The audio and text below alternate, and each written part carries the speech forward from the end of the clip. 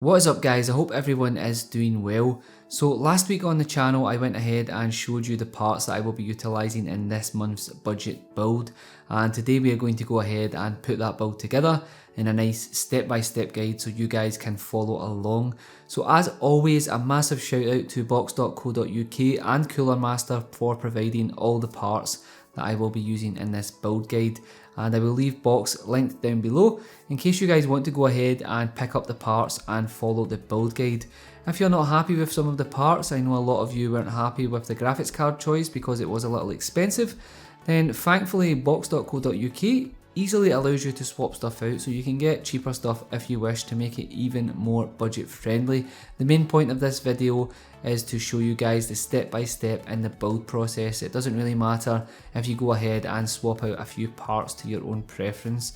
So with that said, let's jump into it. Okay, so as always with every build I do, I like to go ahead and prepare the motherboard first before putting it in the case. I always sit it on top of the box as it gives it a nice platform. Okay, so next we are going to install the CPU. Before we start, do take note of the triangle indent on the socket itself, as we are going to be matching this up with the gold triangle you will find on the CPU.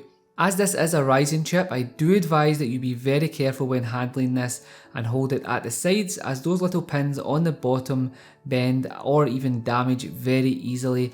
And if you do this, then it's pretty much game over before we even start the build, so just be careful not to damage any of those pins. So to fit the CPU, all we have to do is lift the lever on the socket, then simply match the two triangles up like I said earlier, then gently seat the CPU in the holes. From there you can go ahead and close over the latch again and secure it in place. Now we are going to install the CPU cooler.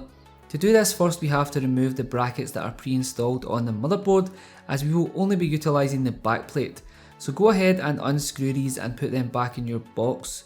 So now to install the CPU cooler, all we have to do is line up the screws on the cooler with the screw holes on the motherboard, and when you have done that, go ahead and sit it down, and from there all we have to do is tighten the screws up.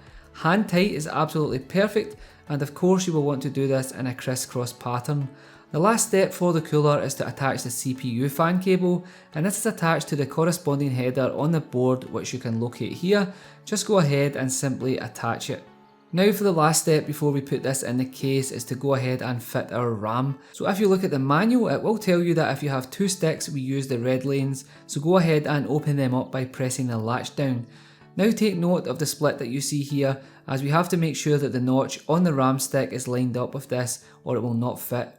From there, simply put your RAM in place by applying some pressure until it clicks into place. Okay, so now that we have our motherboard kitted out, it's time to go ahead and stick it in the case. Before we can do that though, we will have to install these standoffs that come along with the case, and Cooler Master even include this little tool to make it easier for you to install them. You will want to install a standoff at each point marked with an A on the inside of the case, and there are 7 in total. All you have to do is go ahead and put a standoff in the silver inserter, then simply screw it into place. It's a super simple task.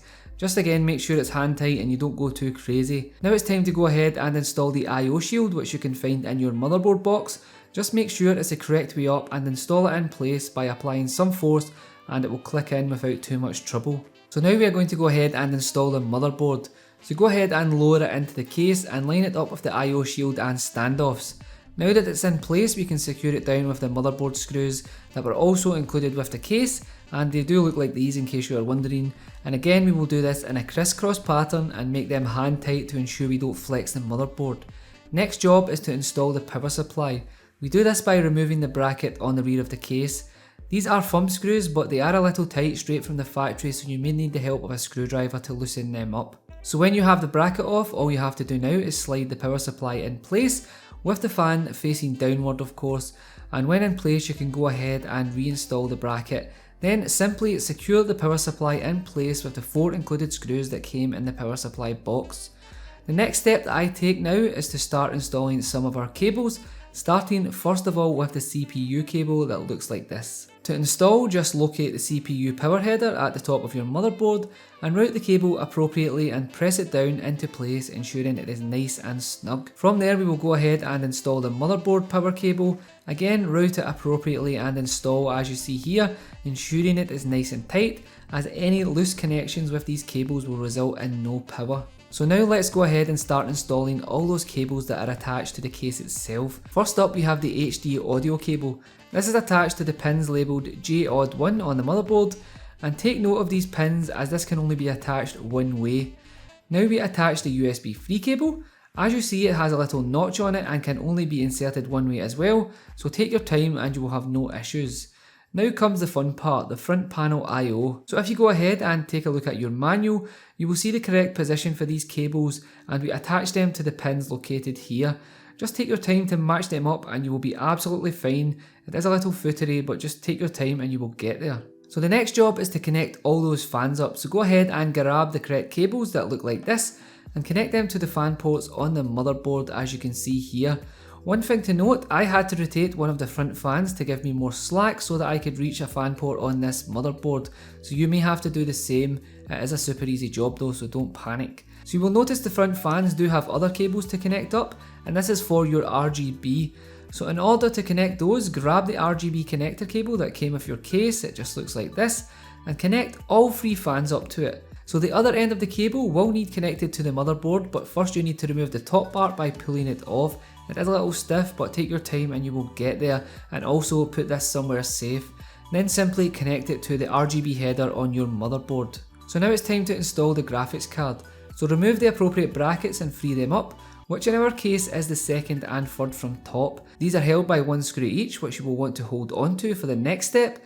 From there, simply open up the PCIe slot by pressing down on the latch. Then we simply line up our card and push it into place, and it should click nicely into position. From there, take those 2 screws that you were holding onto and secure it into place. Last job, go ahead and give the card some power with the cable labelled PCIe from the power supply, and you are golden. So if, like me, those ketchup and mustard cables that come from the power supply absolutely stress you out, then you can go ahead and fit some nice sleeved cable extensions. These are super easy to use, and basically you just clip one end of the power supply onto your extension, then you are good to go, just fit as normal. So I use cables from Shackmods. I buy them off of eBay. At this point they should probably be sponsoring me, as I use them in every single build, or they could at least just send me some for free. If you're watching, hit me up guys, do the right thing. Anyway, so if you want to spice the build up a little bit, pick up some coloured sleeved extensions. I'll leave them linked down below, as honestly it will make the build look 100 times better, and they're not going to blow the bank either, so that's definitely a bonus. Okay, so now we're on to the last hurdle of the build process, installing the hard drives. You will find the hard drive cage in the basement behind the power supply, so take the 2 trays out. So as you can see, these are designed to hold SSDs and mechanical hard drives, but there are other SSD mounts on this case, so feel free to mount them elsewhere if you wish. Installing the hard drives is super easy, and when you have them, simply slide the cages back into place and give the drive some power using these SATA cables from the power supply. Then take the SATA cables from your motherboard box and attach one end to the drive and the other to a SATA port on the motherboard, as you can see here, and you are done. Simply put the case back together and marvel at your brilliance. Now the exciting part, plug that bad boy in and pray that it lights up and the fan starts spinning, and wait for it to boot into the BIOS, and simply let the celebrations begin, baby, as you've just built yourself an awesome PC. So that pretty much rounds up the build guide. This is a super easy build to do guys, you won't have any trouble with it if you just simply take your time. And obviously if you run into any trouble, you can join the Discord and ask loads of questions, or you can just leave a comment down below and I will always get back to you guys. So the next step in the build is of course to install Windows, and I will leave a link to a tutorial that I like down below so you guys can follow along. It's super easy to do, there's loads of videos on YouTube, so I won't even bore you by going through all of that. So in the next video I will be showing you all the benchmarks, how this performs, etc. And it should be in a couple of days from now, so definitely make sure you are subscribed. If you like these kind of videos guys, don't forget to smash that like button and let me know.